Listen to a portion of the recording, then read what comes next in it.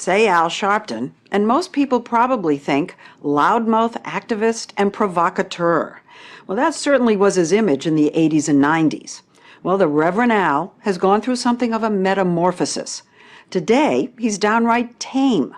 So much that he's made his way into the establishment. It's been quite a trajectory, from street protest agitator to candidate for president in 2004 to now a trusted White House advisor who's become the president's go-to black leader, campaigning around the country for President Obama and his agenda. Today, Reverend Sharpton looks and sounds like a totally different person. The story will continue in a moment. We will stand up for our people. Reverend Al, 20 years ago in New York. No skinning and grinning. Pay for your deeds. Hot-headed in his jogging suits, larger than life in every way, spreading hate and dividing the city. No justice. But take a look at Reverend Al today after a meeting with the president. 83 pounds slimmer, stately in his tailored suits, commanding a national stage. I think the meeting was very candid. Not only does he travel to see the president travels to see him. Barack Obama. In April, Mr. Obama was a keynote speaker at Sharpton's civil rights organization, the National Action Network's fundraiser in New York. I told Reverend Al backstage, he's getting skinnier than me.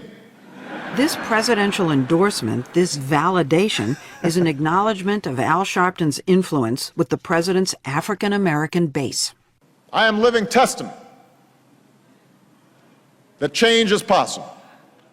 I think that America and Al Sharpton has transformed. I think it's a different country, and I think that therefore I've become a different person in that context. And we're a different country because we elected a black president? I think we're a different country over a period of time. We started doing a lot of things that black CEOs of Fortune 500 companies. I think America grew, and I grew. Sharpton told us that having a black president is a challenge. If he finds fault with Mr. Obama, he's aiding those who want to destroy him. So he's decided not to criticize the president about anything, even black unemployment that's twice the national rate. Have you told other blacks not to criticize him publicly? What I've told them is to be genuine about it. There are some blacks that said, he needs to go with a black agenda. He needs to do this. He said when he was running, he wasn't going to do that. Duh, surprise? But just because he didn't campaign on improving unemployment in black areas, why aren't you out there saying we need more done? What I don't want to see is because he is black that we act like he's not the real president. He ought to be leading the black cause or the labor cause. He's the president. To minimize who he is, I think, is an insult to the achievement of having him there.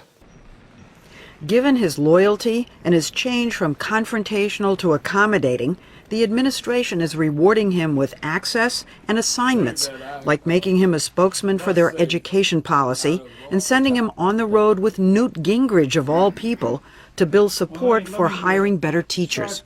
Sharpton says 15, 20 years ago, he would have been looking for a fight with a guy like Gingrich.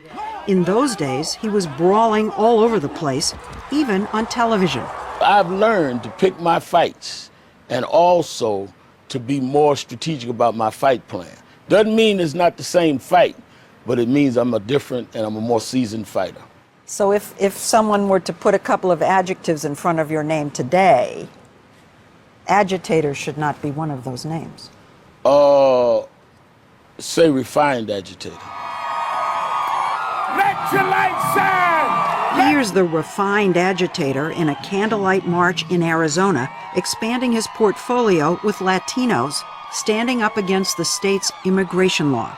This is about a state law that is unconstitutional. A lot of the positions that I take now, no one would have thought I would have taken. Who would have thought 20 years ago I'd be leading marches for immigration, or that I would support same-sex marriage, which most black church people don't. So I think that a lot of people are stuck in time. Thankfully, I'm not. The new Al Sharpton has evolved, in some ways that surprised us. For instance, one of his favorite haunts is the Havana Room, a fancy private midtown cigar club whose other members are mostly white Wall Street bankers and the city's elite. You're a civil rights leader, representing all that that suggests, implies. And then there's this other side of you. You know, you live in fancy places. First of all, I don't see that as a contradiction. This idea that we have to only be in one area, we fought for access. So why wouldn't we use access? Civil rights has nothing to do just with poor people. Civil rights, everybody has a problem. Racial profiling, one of the things that I became known for, came to me from people who had huge multi-million-dollar homes in New Jersey because blacks were being stopped in their Mercedes-Benz. He smokes cigars here during the week, but on many weekends, he's preaching. Some of y'all want friends that ain't never had a problem. He doesn't have his own congregation, so like Martin Luther King Jr., he told us, he preaches at a different black church almost every Sunday. I like folk that been knocked down and shamed and disgraced, and somehow God picked them up and cleaned them off and brought them back. Say it, preacher. Reverend Al actually started preaching when he was just 4. Who are you and who am I before God? He was raised in a middle-class section of Brooklyn.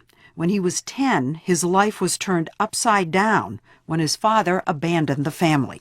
He had a child with my half-sister. Whoa.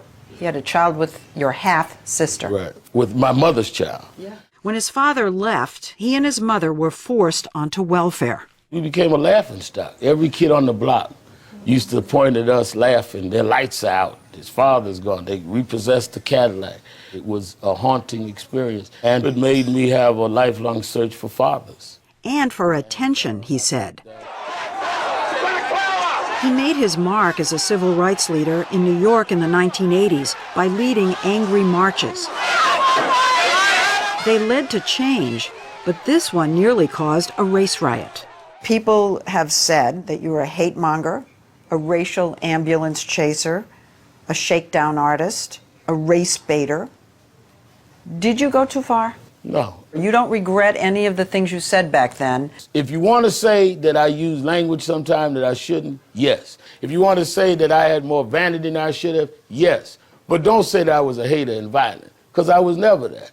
When Sharpton was in his 20s and 30s, there were allegations of mob ties, never proved, and charges he used his civil rights organization to shake down businesses for contributions, which he denies. I think he has been a hustler all of his career. Wayne Barrett, an investigative reporter with the Daily Beast, has written about Sharpton for more than 20 years. I think he is in the civil rights business. I don't think he's a civil rights leader. I think he's in the business. He has an organization called the National Action Network. Nobody knows what happens to all that money. An IRS audit would later show that he and his organization failed to pay $2.8 million in federal and state taxes. And then there was the issue he's most known for. My name is Tawana Brawley. All right. I'm not a liar and I'm not crazy. It was 1987. Tawana Brawley was a 15-year-old who claimed she was raped by 6 white men in law enforcement. And Al Sharpton took up her cause. But there was no forensic evidence of any sexual attack, and there was evidence Tawana made up the whole story. The case, labeled a hoax, was dismissed, and Sharpton was forced to pay $65,000 to those he had named. But in all this time, he has never voiced any regret. You have gone back and looked at things with such a clear eye. You've apologized, you've asked for forgiveness, except on Tawana Brawley. I don't get it. I'll be honest with you. I have thought about that a million times. I just don't believe they treated that case fair. If I knew that I had in any way contributed to falsely accusing someone, I think I would feel an obligation to say I'm sorry. I think you're right. I think the operative word is if you knew that. I don't know that. If they didn't do it... But suppose they did. Taking the, suppose they did. But they didn't. They didn't. You But still I think can't they might say- have done it, is what you're saying. I still say that there is area there that makes me believe something happened. He's not going to apologize because to him, this is playing to that core constituency, however small it is of his, that white America wants him to apologize, and he is not going to apologize. If you had a Brawley, federal tax liens, you put all of these things together, would anybody else be able to transcend that and be this larger than life figure? He has. Only because we let him. Keeping it real, keeping it real. I'm your host, Reverend Al Sharpton. And The new Al Sharpton has a nationally syndicated radio talk show. On the air 3 hours every weekday, he reaches a large, mainly black audience. it gives me advantage over most civil rights leaders. I talk to people every day. I know where people are. He still gets questions about how he makes his money. Well, he earns over $1 million a year at his radio show, plus paid speeches, and he's paid off the $2.8 million he owes in back taxes. But he says his big personal transformation moment came the day he picked up the phone and spoke to his father for the first time in 45 years. Why did you call him? I had a chip on my shoulder, I guess. Why did he leave me behind? And, you know, I went through school and graduations, all wasn't there, and I resented it. But I didn't realize how much I resented it until I reached out and realized that all of that I was carrying in me. He told us that he used to think about getting in the newspapers. Now, older, more comfortable with himself, he's thinking about history. And history's not made by guys that can just make the headline the next day. History's made by people that can help make change happen. And stay in the game. And change the game, not just stay in the game, change the game. I've been everything good and that my friends say, and mostly everything bad my enemies say. But right now, I think I'm on the right time to help make a difference.